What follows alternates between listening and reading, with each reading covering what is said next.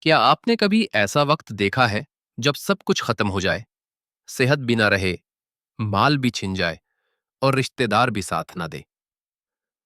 ایسا ہی ایک وقت اللہ کے ایک نبی پر آیا تھا۔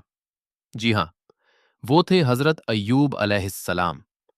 اللہ نے انہیں مال دیا، اولاد دی اور بہترین صحت عطا کی تھی، مگر آزمائش آئی، مال ختم ہو گیا، اولاد فوت ہو گئی اور سخت بیماری نے گھیر لیا۔ لوگوں نے بھی ساتھ چھوڑ دیا، لیکن حضرت ایوب علیہ السلام نے کبھی اللہ سے شکوہ نہیں کیا۔ وہ صبر کرتے رہے اور اللہ کو پکارا، اے میرے رب، مجھے تکلیف پہنچی ہے اور تو سب سے زیادہ رحم کرنے والا ہے۔ اللہ نے ان کی دعا قبول کی، انہیں شفا عطا کی، کھویا ہوا مال اور اولاد واپس دی اور قیامت تک کے لیے انہیں صبر کی علامت بنا دیا۔ یہ واقعہ ہمیں سکھاتا ہے کہ مشکل وقت میں صبر اور دعا کبھی رائے گا نہیں جاتے۔ اللہ صبر کرنے والوں کے ساتھ ہے۔